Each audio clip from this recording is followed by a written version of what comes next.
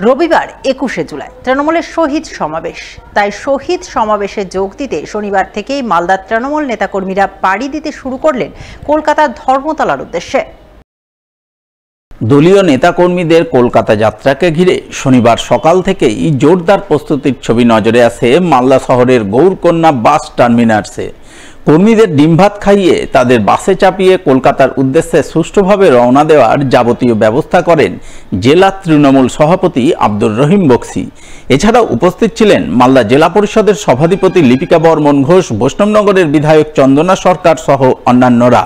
তারা প্রথমে দলীয় কর্মীদের উজ্জীবিত ও উদ্বুদ্ধ করতে বাস টার্মিনাসে মিছিল করেন। মিছিল শেষে কর্মীদের ডিমভাত খাইয়ে মোট ৫৫টি বাস সহ অসংখ্য ছোট গাড়িতে চাপিয়ে কলকাতার উদ্দেশ্যে যাত্রার সুবন্দোবস্ত করেন। আগামী ২১শে জুলাইকে কেন্দ্র করে আজকে আমাদের ১৮ মাইল থেকে প্রায় ১৫,০০০ লোক কর্মীদেরকে কলকাতায় নিয়ে যাওয়া হচ্ছে এবং তাদের এখানে খাওয়া দাওয়ার সুব্যবস্থা করা হয়েছে। ৬৩টি মতো বাসও রয়েছে এখানে।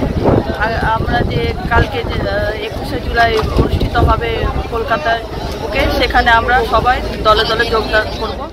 তৃণমূল কংগ্রেস মালদা জেলা কমিটি প্রতিবার নেয় এবারও ২১শে জুলাই যে শহীদ অর্পণ হচ্ছে, সেই শহীদ অর্পণে মমতা ব্যানার্জির ডাকে সাড়া দিয়ে ধর্মতলার প্রকাশ্য সমাবেশে এবারও আমরা ১০ থেকে ১২,০০০ মানুষ, ১২ থেকে ১৫,০০০ মানুষ নিয়ে যাওয়ার চেষ্টা করেছি। আমাদের এই স্ট্যান্ড থেকে প্রতিবার নেই এবারও প্রায় ৫৫টা বড় বাস আর প্রায় ২০০-র উপরে ছোট গাড়ি একসাথে যাচ্ছে। সকলে এখানে খাওয়ার ব্যবস্থা করা হয়েছে। সকলে এখান থেকে খেয়ে দিয়ে গাড়িগুলো রওনা দিচ্ছেন। রাতে গিয়ে আমরা সেখানে পৌঁছাবো এবং কালকে শহীদ সমাবেশে উপস্থিত থাকবো। আমরা সর্বস্তরের মানুষের কাছে শুধু আবেদন করব যে মমতা ব্যানার্জির নেতৃত্বে এই লড়াই হয়েছে এবং লড়াই যারা শহীদ হয়েছিলেন, এই শহীদকে স্মরণ করে আগামী দিনে মমতা ব্যানার্জি গোটা ভারতবর্ষে আবার নতুনভাবে একটা পূর্ণ স্বাধীনতার লড়াই লড়ছেন, সেই স্বাধীনতার লড়াই সর্বস্তরের মানুষ সামিল হবে না আশা রাখছি।